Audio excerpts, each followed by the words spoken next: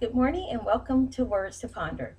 Have you ever been reading the Bible and all of a sudden a scripture just kind of jumps out at you? It could be very short or very long, and it's just one of those things that when you read it, you realize that there's more to it there, and you just kind of plan it in your heart because you know it's going to come up a little bit later. I have several of those, but one in particular that I wanted to talk to you today about is found in Genesis 32.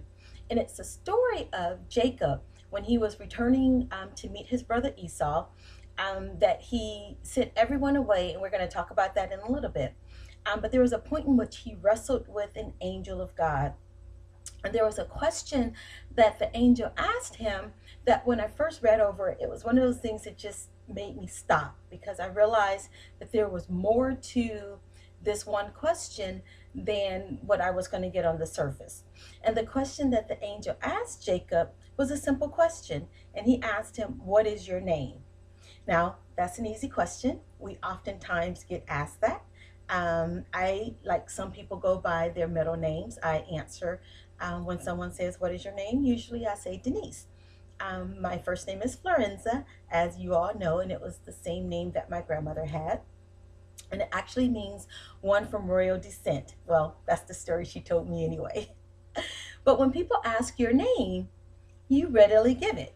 If you pause before you give your name, that's because there's something attached to your name that you may not necessarily want someone to know, or depending on the circumstances, if you're in a club or a bar and some uber strange guy comes up and asks your name, then hey, immediately I become Shanae. Okay, that's my name when I don't want anyone to know what my real name is. So going back to what is your name, that's what we're going to focus a few minutes on. Now I'm going to give you a little bit of background on the story of Jacob and Esau because I think it's important to know a little bit about the history of these two brothers so that when we get caught up to where Genesis 32 finds us, we have a better understanding.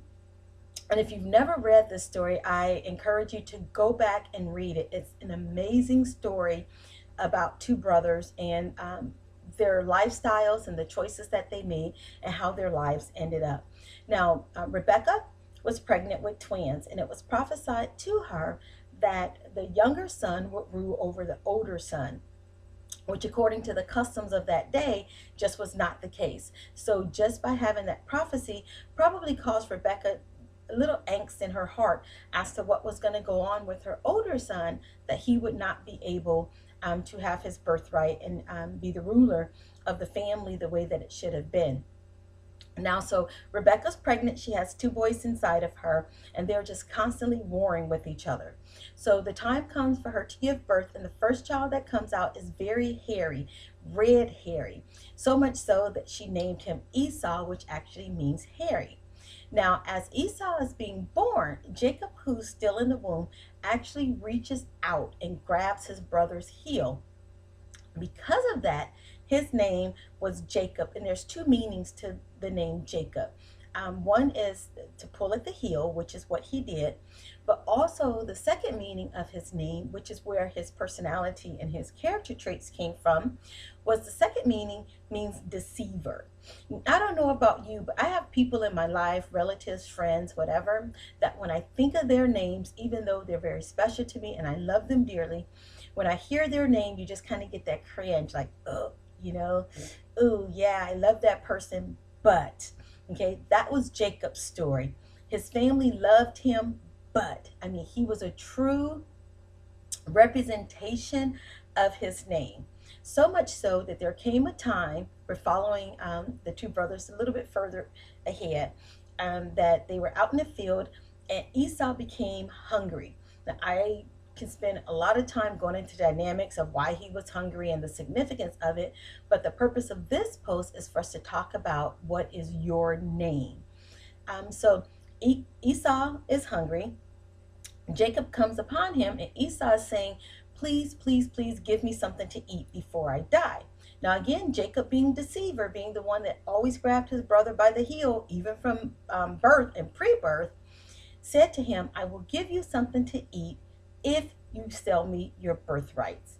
Now, Esau, being hungry and believing that he was going to die, felt that he had no need to continue to have his birthright. So, out of prophecy or out of ignorance or stupidity, um, hunger, gave up his birthright to his brother. Again, I believe that he probably really didn't think that he was going to live for it to matter, and he probably believed that Jacob was going to get it anyway. So he gives his birthright to his brother, and time passes on where Jacob leaves and he runs into a man named Laban. And from Laban, he receives his two wives and has amazing children. And God truly did have a hand on Jacob's life. It was prophesied that he would. It was prophesied that everything that he would have would be in massive abundance. And so, as far as earthly things, he was tremendously blessed. However, Jacob still challenged with knowing the meaning of his name. And I don't know about you, but can you imagine every single time someone said your name, you were reminded of your past? Every single time someone said your name, even if they say, hello, Mary, hello, Sue, hello, Shaniqua, hello, Tanya, hello, Melissa, hello, Jessica. Each time your name is said, you know deep within your heart what that name means. They may be saying a casual greeting of hello, but inside your heart, you know exactly what that name means. I believe that's where Jacob was, that he had finally come to a point in which he had to come face to face with who he was, be honest with who he had become, and realize that if he was going to continue on in his life, that there had to be some drastic changes made. That's what we're going to talk about. So, who was Jacob? We know that he was a deceiver. We know that he challenged everything, even to the point of conning his brother into selling his birthrights. We see him with his two wives, and we see him with these great possessions. And now he's told by the Spirit of God that he has to return home. Now, we're a military family, and we've been away from home technically for over 30 years. We go back periodically, and it's always wonderful to see our family, but you're also thrust in this position to where it's expected that you will be that same person that you were when you left, and it's just that sense of you being someone else isn't there, because of course, if you're not there, your family didn't grow up with you. So here Jacob is in this situation where he now has to return to his past. He has to be face to face with the reality of who he truly is. Now, he comes up with this scheme to send his possessions ahead of him in hopes that by the time he meets up with his brother, that his brother's anger will be pacified, the anger that he believes his brother has, and that his brother will receive him openly. And I don't know about you, but I don't too much keep people around me who believe that they can buy off your affection, or to buy off your presence in their life. Now, sharing what you have with people is a completely different thing. We all share what we have with those that we love, and I am a giver to a fault. But to have someone feel that rather than to be honest with me, that if they buy things for me, then they can kind of shoot under the rug the reality of who they are. Those people you really don't too much want in your life, because it actually tugs away at your peace and your balance, and it's just constantly chaos when you're around people like that. And this is what Jacob was. He believed that if he sent all of his possessions ahead, that his brother would be satisfied. And so the first time he sends all these different animals, and for time's sake, I don't want to go into all of it, but if you read Genesis 32, you'll get a chance to see all the different groupings of animals that he had, even to the point of sending his wives ahead with their children in order to protect himself. And so yet again, he's being deceitful. But he comes to a point in which everything that he owns, everyone that he has in his life, they're gone. And he's in this place where he falls asleep. And as he's resting there, an angel of the Lord came to him, and he sees the man there, and he begins to wrestle with him. And the angel asked him, what is his name? and there was a pause. And I can imagine when the angel asked him, "What is your name?" He had to become honest with all of what he had done in his life, every deceitful thing that he had done, every time that he ran away out of fear to protect his own hide, which, if you study his life, there are multiple times that he did that. Times in which he took the blessings of God that were freely given to him, and he didn't recognize that those blessings were given to him simply because it was a promise, and not so much because of something that he did. And so I can see him standing there, sweaty, wet, frustrated, fearful, not knowing what the future is going to bring, simply knowing that he was told to go back to his family and to the place of his birth, and to be confronted by his brother, and being asked by this angel of God, "What is your name?" And to have to become completely naked, transparent, honest with who he is, who he was, and then become face to face with himself for who it is that he wanted to become. So he's speaking with this angel. The angel asks his name, and the angel is saying that he has to let him go because dawn was coming, daybreak was coming. And for different reasons, the angel of God needed to be gone before daylight came. And Jacob, recognizing that he had an opportunity to receive what he truly wanted, said that he would not let the angel go until he blessed him. Now, this is a man that had more possessions than anyone else of his time had. So clearly, the blessings that he was requesting of this angel of God had nothing to do with anything that was tangible. He did not want any gold, silver, diamonds, rubies, cattle, sheep, cows, camel, more wives, more babies, more fabrics, more anything. What he simply wanted was that blessing to be removed from who he was in his past, to be free to be a new person. So when Jacob wrestled with this angel and he says, "I will not release you until you bless me," he was referring to that blessing that could not be purchased because he had all the money in the world. He was referring to that thing that would remove him from his past, remove him from being that deceiver, remove him from being the one that stole his brother's birthrights, removed him from being that one that every time he was afraid he would run in the middle of the night. He wanted to be removed from all of those aspects of who he was as a person that he was no longer comfortable with. And so he asked the angel, "Then what is your name?"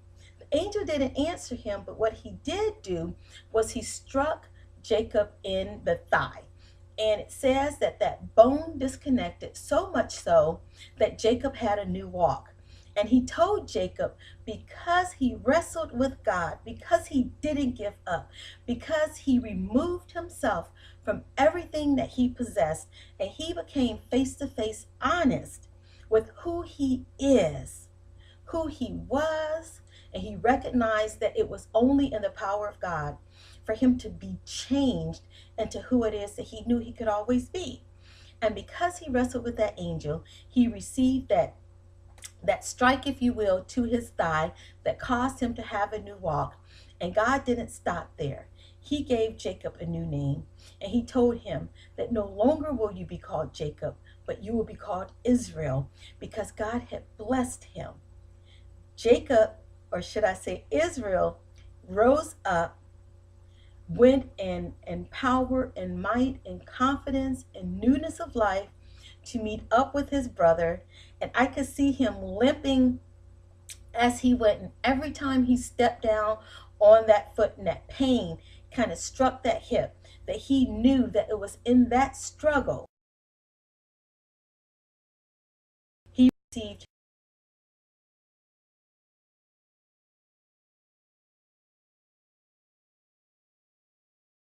Is your name? Whatever it is that your name symbolizes to those that know you. Perhaps your name does have a negative connotation, just as Jacob's did. Maybe when people say your name, it's not always in a friendly term. Perhaps there are aspects of your name that you know of from your past, that if you could step away from it, you gladly would. Now, not all of us are given the opportunity to have a new name, as Jacob was to become Israel, but we all have the ability to come to terms with who it is that we are, and honestly know that we need to have a change made in our lives. And so we may not need to wrestle physically with an angel of God, but we do need to fall upon our knees and upon our face, and we need to pray and earnestly seek the face of God to know that there are areas in our life that need to be changed. And we'll get up just like Jacob did, where we'll rise and we'll have a different walk. Hopefully, your walk won't be in pain, okay? But it will be a different walk. So much so that when people see you, they'll say, "Hey, girl, oh, you walk different. Oh, what's up, brah? Oh, I see you got a new walk. Man, there's some things different in your life." So much so that when your name is spoken, it's not spoken in disdain or the way that you used to be, but it's spoken in the newness of who you have become. So I say to you today, what is your name? And know that you have that confidence of knowing that that name brings a newness and life to you and everything that you represent. And from this moment on, you can go in peace knowing that you have a new meaning to your name, and you have a new walk, and you have a new attitude, you have a new outcome in life, and you have a new mission to go forth and spread and share that newness of your name. Thank you for stopping by Words to Ponder. I look forward to speaking to you soon. Take care and blessings.